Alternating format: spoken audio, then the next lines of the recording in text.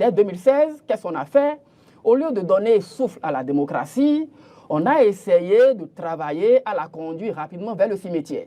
Donc c'est ce que nous sommes en train de constater. Pour cela, les citoyens béninois ont toujours fait ce qu'ils doivent faire.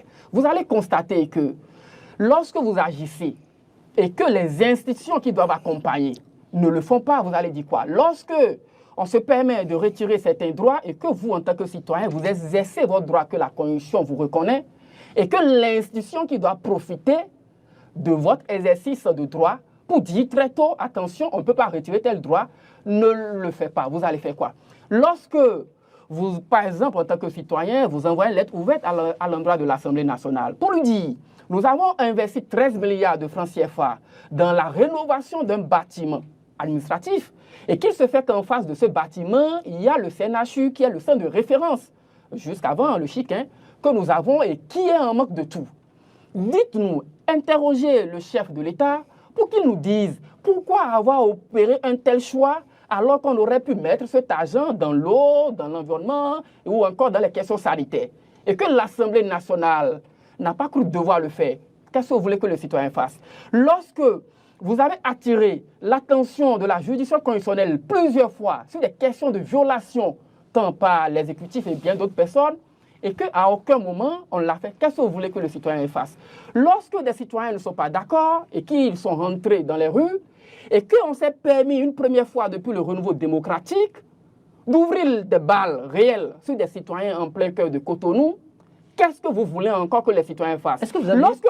Attendez, je finis. Oui. Lorsque des citoyens ou citoyennes, pour être précis, sont dans leur maison à l'intérieur du pays et qu'une balle de l'armée traverse la maison pour aller achever la pauvre dame, qu'est-ce que vous attendez encore des citoyens? Lorsque des gens perdent leurs parents par des armes, et on dit que c'est une question de paludisme, vous attendez quoi encore des citoyens? C'est là la question. Monsieur Adélakon, est-ce que vous avez saisi par exemple une institution de la République et vous n'avez pas eu de retour favorable?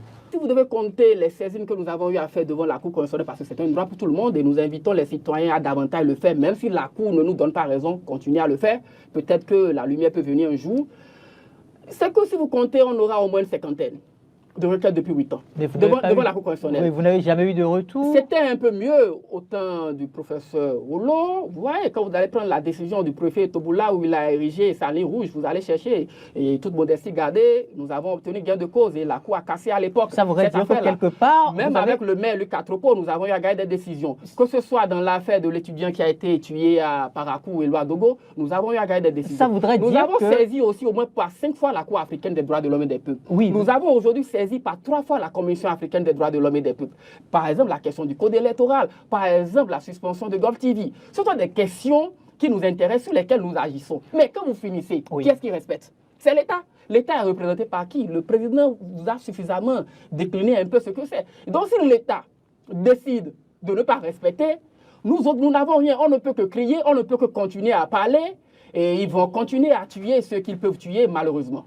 C'est le professeur Biobigou qui a l'habitude de dire qu'il n'est pas d'accord par rapport au procès qu'on fait à la jeunesse, parce que pour lui, le jeune, il voit, il copie et il ajoute du sien. Le sien qu'il ajoute peut être bon ou mauvais. Ce qu'il voit et qu'il copie également peut être bon ou mauvais.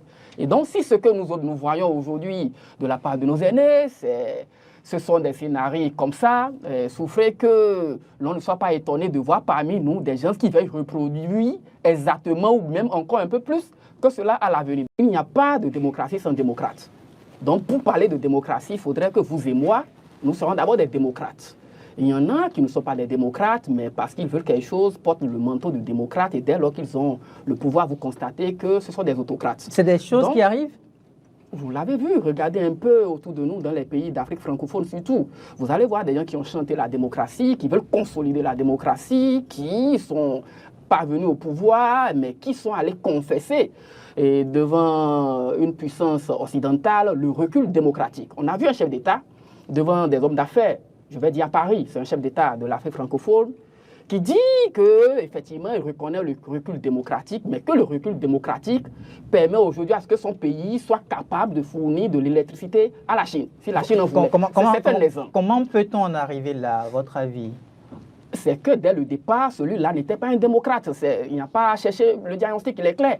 Parce que quand vous êtes démocrate dans l'âme. Il faut enseigner à ceux qui nous gouvernent, ceux qui viennent au pouvoir, que c'est la démocratie qui vous a amené au pouvoir. Il ne vous appartient pas de vouloir changer la démocratie pendant que vous êtes au pouvoir, vous êtes arrivé par la démocratie, en le transformant en oligarchie, en le transformant ou encore en autre chose. Donc la démocratie vous a amené au pouvoir, vous n'êtes pas venu au pouvoir par les fusils, vous n'êtes pas venu au pouvoir par l'autocratie, vous êtes venu avec la démocratie. Si vous n'avez rien à faire, la seule chose que vous devez faire, c'est de laisser la démocratie dans l'état où vous l'avez trouvée. C'est très simple.